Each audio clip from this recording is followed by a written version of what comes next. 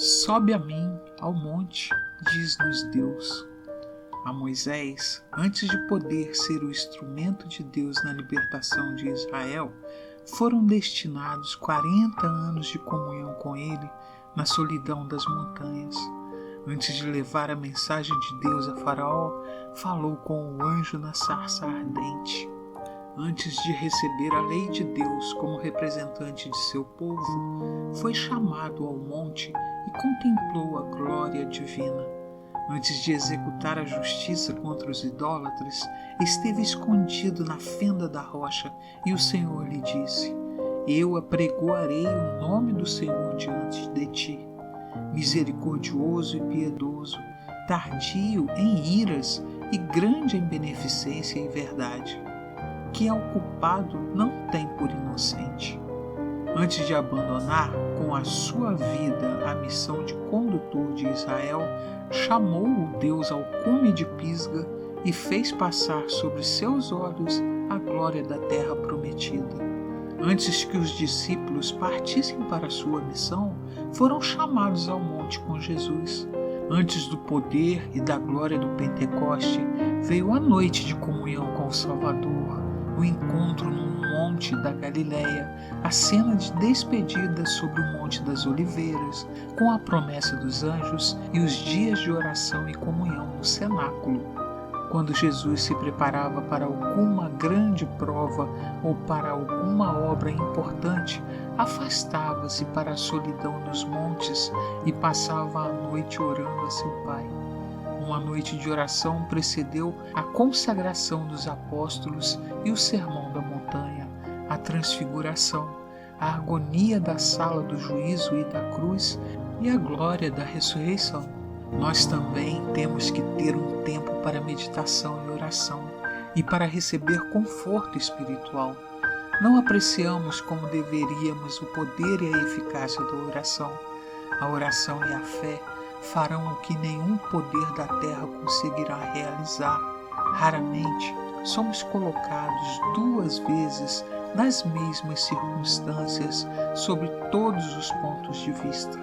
Experimentamos continuamente novas cenas e novas provas, onde a experiência passada não pode ser um guia suficiente. Temos de ter a luz perene que vem de Deus. Cristo envia sempre mensagens aos que estão atentos à sua voz. Na noite da agonia no Getsêmani, os discípulos adormecidos não ouviram a voz de Jesus. Tinham um sentimento obscuro da presença dos anjos, mas não se deram conta do poder e da glória da cena. Devido ao seu torpor e sonolência, não receberam a evidência que lhes teria fortalecido a alma para as terríveis cenas que ocorreriam. Hoje, da mesma sorte, os que têm mais necessidade da instrução divina não a recebem, muitas vezes, porque não se põem em comunhão com o céu. As tentações a que todos os dias estamos expostos fazem da oração uma necessidade. Os perigos nos assaltam em todo o caminho. Os que procuram arrebatar os outros do vício e da ruína estão particularmente expostos à tentação. Em constante contato com o mal, necessitam apegar-se fortemente a Deus para não serem eles mesmos corrompidos. Breves e decisivos são os passos que conduzem os homens de um plano elevado e santo a um nível inferior. Num só momento, podem ser tomadas decisões que determinam o destino eterno. Uma fraqueza por vencer deixa o indivíduo desamparado. Um mau hábito, a que se não resistiu com firmeza, fortalecer-se-á em cadeias de aço, prendendo-o completamente. O motivo por que tantos são abandonados a si mesmos em lugares de tentação é não terem o Senhor constantemente diante dos olhos. Quando permitimos que nossa comunhão com Deus seja quebrada, ficamos sem defesa. Todos os bons objetivos e boas intenções que tenhais não vos tornarão aptos a resistir ao mal. Deveis ser homens e mulheres de oração. Vossas petições não devem ser débeis, ocasionais e apressadas, mas fervorosas, perseverantes e constantes. Para orar não é necessário que estejais sempre prostrados de joelhos. Cultivai o hábito de falar com o Senhor quando sós, quando estáis caminhando e quando ocupados com os trabalhos diários. Que vosso coração se eleve de contínuo em silêncio, pedindo auxílio, luz, força, conhecimento. Que cada respiração seja uma oração. Devemos atingir os homens onde eles estão, rodeados de trevas, atolados no vício, manchados pela corrupção. Mas, fixando os olhares sobre aquele que é o nosso sol e a nossa proteção, o mal que nos rodeia não manchará nossas vestes. Trabalhando para salvar as almas que estão prestes a perecer, não seremos envergonhados se pusermos confiança em Deus. Cristo no coração, Cristo na vida, eis a nossa segurança. A atmosfera de sua presença encherá a alma de horror a tudo que é mal. Nosso espírito pode de tal maneira identificar-se com o seu que seremos um com ele em nossos pensamentos e intenções.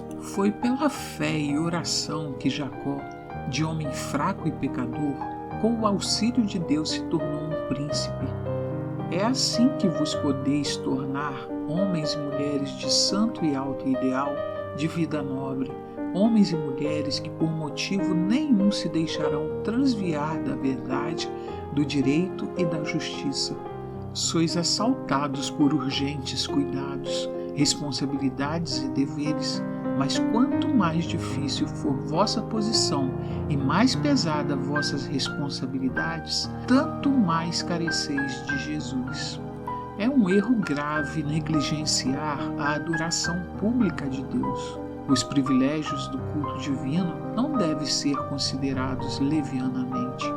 Os que assistem aos doentes encontram-se muitas vezes impossibilitados de desfrutar desses privilégios, mas devem ser cuidadosos em não deixar de frequentar, sem nenhuma razão plausível, a casa de oração.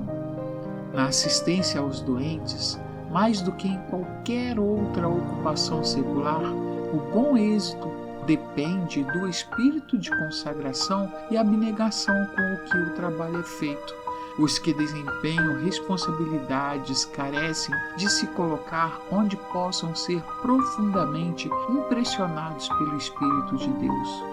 Mais do que ninguém, deveis ansiar pelo auxílio do Espírito Santo e pelo conhecimento de Deus, tanto mais quanto vossa posição de confiança é de maior responsabilidade que a dos outros. Nada é mais necessário em vossos trabalhos do que os resultados práticos da comunhão com Deus. Devemos mostrar em nossa vida diária que temos paz e descanso no Senhor. Essa paz no coração resplandecerá na fisionomia, imprimirá a vós uma força persuasiva. A comunhão com Deus refletirá no caráter e na vida. Os homens conhecerão em nós, como nos primeiros discípulos, que estivemos com Jesus. Eis o que dá ao obreiro um poder que nada mais será capaz de lhe comunicar.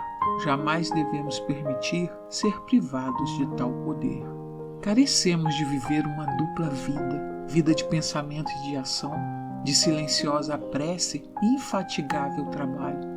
A energia recebida pela comunhão com Deus, unida ao ardente esforço de educar o espírito em hábitos ponderados e cautelosos, preparam para os deveres de cada dia e conservam o espírito em paz em todas as circunstâncias, ainda as mais adversas.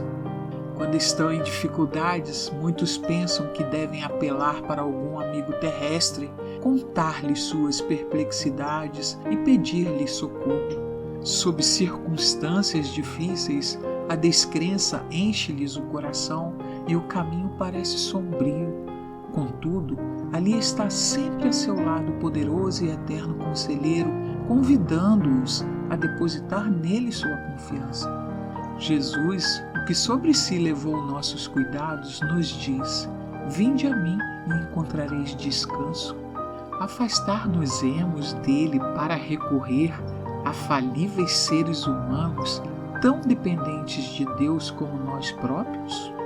Podeis sentir a imperfeição do vosso caráter e a insignificância das vossas capacidades em comparação com a grandeza da obra. Mas, ainda que tivesseis a maior inteligência, isso não bastaria para vosso trabalho. Sem mim, nada podereis fazer, diz o nosso Senhor e Salvador. O resultado de tudo o que fazemos está nas mãos de Deus. Suceda o que suceder, deponde nele uma confiança firme e perseverante. Em vossos negócios, nas amizades, das horas de lazer e na aliança matrimonial, que todas as relações sociais que tiverdes sejam empreendidas com fervorosa e humilde oração. Mostrareis assim que honrais a Deus e Deus vos honrará a vós. Orai quando estiverdes abatidos. Em ocasião de desânimo, nada digais aos outros, não espalheis sombra no caminho do próximo, mas contai tudo a Jesus. Levantai as mãos em demanda de auxílio. Em vossa fraqueza, apegai-vos à força infinita. Suplicai humildade, sabedoria, coragem, aumento de fé, para que possais ver luz na luz de Deus e rejubilar no seu amor.